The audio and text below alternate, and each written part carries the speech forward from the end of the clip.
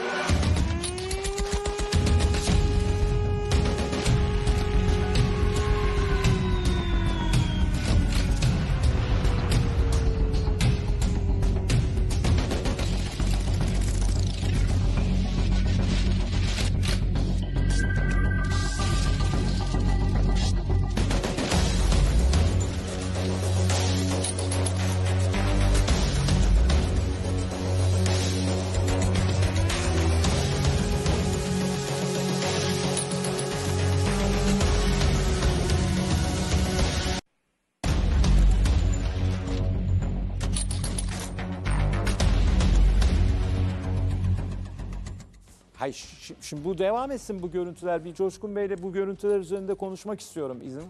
İzin verirseniz. Yani görüntü devam etsin. Tam ekran. Bunlar şimdi böyle acayip teknolojik aletler mi? İşte SİHA ve İHA teknolojisi menzilleri İran'dan mı? İran'dan İran alıyor. bu işleri iyi yapıyor mu? İyi yapıyor. Yani Rusya'yı destekliyor düşünün. Şu an Ukrayna'da Rusya'nın kullandığı SİHA'ların birçoğu İran yapımı. Peki bizim Türkiye olarak İHA'da, SİHA'da biz böyle acayip hava atıyoruz, diyoruz ki çok üstünüz. Bizimle kıyaslanır mı? Bizimle kıyaslanmaz. Neden?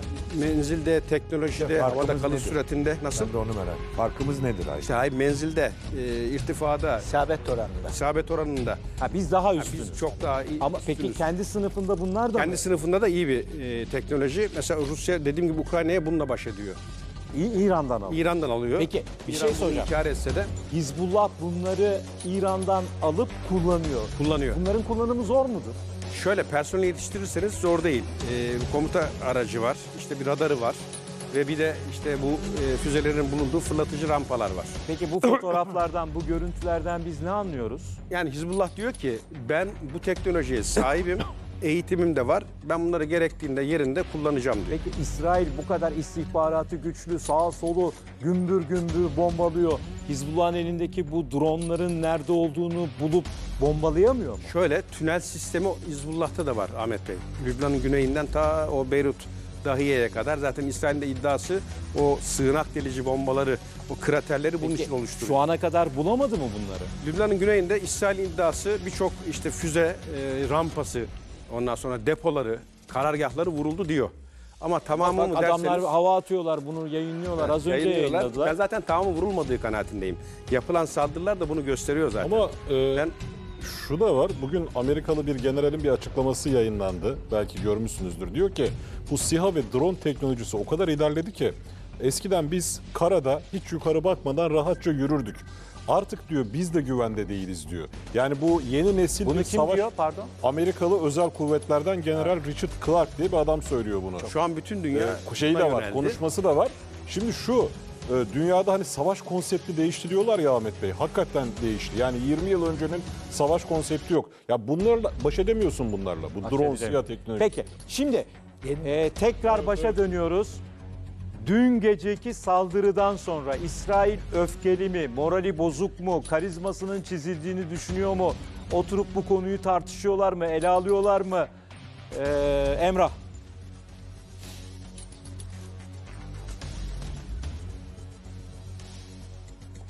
Ahmet Hakan, aslında dün gecenin en sıcak gelişmesini ilk anda verdiler. Tüm İsrail kanallarında hemen hemen şu manşet atıldı. İsrail savaşın en acı gününü yaşıyor dediler. Bu saldırıdan sonra konuşulmaya başladı. Şimdi söylediklerinizi öyle bir yazıyla ifade edeceğim ki bakın İsrailliler nasıl düşünüyor. Bunu birçok kişi paylaştı, böyle yazılar yazılmaya başladı. Diyorlar ki son birkaç gündür İsrail'deki yetkililerimiz Hizbullah çöküyor, roket dizisinin çoğunu yok ettik ve çok daha ince ifadelerle, büyük ifadelerle, kibirli ifadelerle övünen bir söylem oluşturduk. Burada hiçbir şey öğrenmememizin şaşırtıcı olduğunu ifade etmemiz gerekiyor. Hizbullah çökmedi. Hizbullah'ın biriktirdiği çılgın cephanelikte çok daha fazla yeteneği var. Her kim bunları bir ayda yok etmenin mümkün olduğunu düşünüyorsa bu topraklarda yaşamasın ya da başka bir yere gitsin. Dün gece İHA'nın İsrail'in kalbine sokulması ve merkeze ve Hayfa'ya yapılan saldırılar bunun en basit örneği. Hizbullah bitmedi diyorlar. Şimdi yeni bir bilgi daha var. Genelkurmay Başkanı Herzi Halevi bugün orada açıklamalar yaptı. Sorduğunuz soruyu resmi ağızdan da destekleyen bir ifade. Diyor ki Genelkurmay Başkanı Herzi Halevi, savaş halindeyiz ve arka planda bir eğitim üssünü vurmak, saldırmak çok zor iştir. Sonuçları da çok acı olacak. Bakın burada ifade gayet net. Bir eğitim üssünü, burayı vurmak çok zor iştir. Yani Hizbullah burada zor bir işi yaptı, sonucu da ağır olacak deniyor. Bir önce okuduğum yazıda bu çok paylaşıldı, konuşuluyor. Burada hafife aldık, hala hafife alıyoruz. Ve İsrail'e en acı gününü dün gece yaşattı Hizbullah. Hizbullah bu daha başlangıç diyor ve böyle açıklamalar yapılıyor. Özellikle Nasrallah sonrasında toparlanacak mı, toparlanmayacak mı denirken bir takım iddialar da var. Bunu da dile getirelim. Bu gece sığınaklara çekilin diyor Hizbullah kaynakları. Böyle de bir bilgi var. Bu gece. Geneline, İsrail'in geneline sesleniyor ve Bu diyor gece. ki, bu gece sığınaklarınızda olun. Evet. Bu da enteresanmış. Peki Emrah, şöyle bir şey mi acaba konuşmak lazım? Yani bunlar o zaman ya biz Hizbullah'ı yok ettik, bitirdik derken adamlar en zor saldırıyı gerçekleştirdiler diye oturup bunu tartışıyorlar anladığım kadarıyla. Senin verdiğin bilgilerden bu çıkıyor. Yani bunun tartışmasını yapıyorlar. Yani kalbimizi vurdu filan. Biraz böyle 7 Ekim saldırılarında yaşadıkları şokun bir benzerini yaşıyorlar gibi bir intiba edindim senin anlattıklarından ben. Öyle bir sonuç çıkıyor gibi.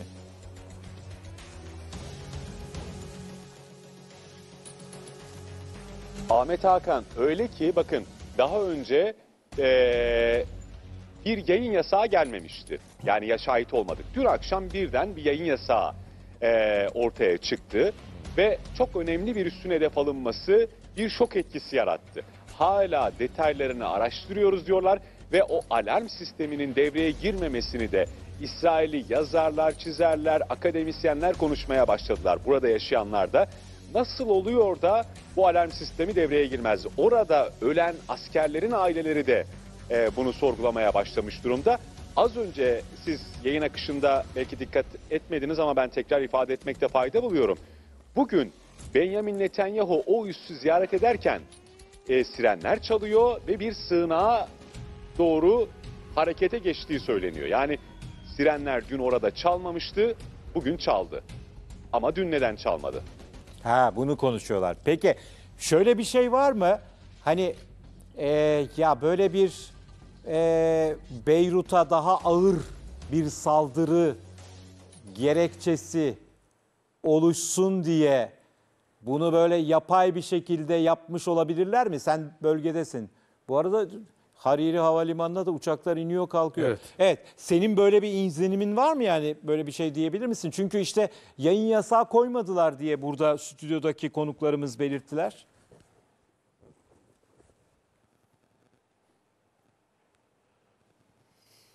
Yok, bunun olduğunu özellikle o bölgede Ahmet Hakan çok yakın noktada bugün de birkaç tane olaya tanık olduk. Bölgeyi yakından kadraja almaya çalışan basın mensupları da açıkçası sorguya alınıp bir takım işlemlerden geçiriliyor. Çok yakın çekilsin istenmiyor, gözlemlensin istenmiyor. O akşam da hızlıca İsrail televizyon kanalları oraya çok daha rahat ulaşabiliyorlar. Dolayısıyla diğer basın kuruluşlarının, yayın kuruluşlarının oraya ulaşması çok zor. Ama şunu söyleyelim, bir aslında saldırıya gerekçe oluşturma için bir bahane gibi bir durum söz konusu değil burada. Büyük olasılıkla burası, hatırlarsanız daha önceki yayınlarımızda Hizbullah çok net drone görüntüleriyle bazı üslerin görüntülerini çekmişti. Bu Coşkun üslerin Bey de arasında söyledi, evet. O da olduğu söyleniyor. Yani yakından kadraja yansıyan yerlerden bir tanesi, bir görüntü. Evet, paylaşmıştık ve çok netti ve dolayısıyla yerini bildikleri bir yere saldırı gerçekleştirdiler ve bunda da başarılı Emrah, oldukları görülüyor. Bunu şöyle İsrailler kabul bir ediyor. Zafer söyledi galiba. Şöyle bir şey varmış. İsrail içinden Hizbullah'a ajanlık yapan bir takım tipler olduğundan bahsediliyor. Yani Hizbullah ajanı İsrailliler. Bu doğru mu?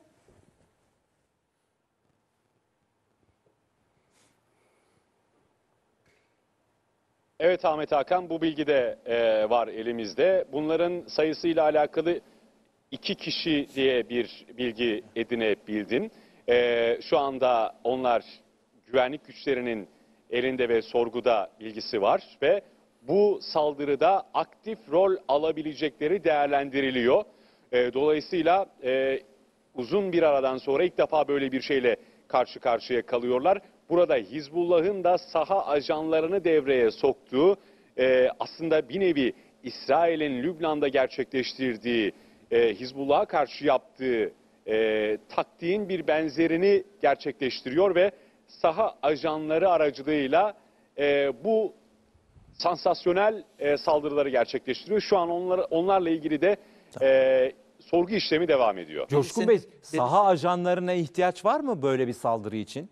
Şöyle hani Genelkurmay Başkanı o an oraya geldiği veya işte birliğin dün Bu tür bilgiler. bu tür bilgiler için var ama Şey için gerekmiyor. yok, o aldığı görüntü ona yeterli Saldırı için. saldırı için. Ama ben tabii burada şöyle bir şerh korum. Yani bir örgütün devlet istihbaratına sızması pek görülmüş şey değil ama hani devletin devlet istihbaratına işte ajan sızdırması. Ama ben şöyle anladım. Hani devlet istihbaratına sızma şeklinde değil de İsrail'den 2 vatandaşı kafalama şeklinde. Belki öyle hani sahadan sıradan vatandaşların hani elde edilmesi mümkün. Para karşılığı veya bir başka. Öyle değil mi Emrah? Yani ben yanlış anlamadım. Yani böyle Mossad'dan 2 adamı kafalamamış Hizbullah. Yani sıradan İsrailli 2 adamı kafalamış gibi anladım ben. Doğru mu? Yok, yok. Asker mi tutuklananlar Emrah? Evet, tam da dediğiniz gibi Ahmet Bey.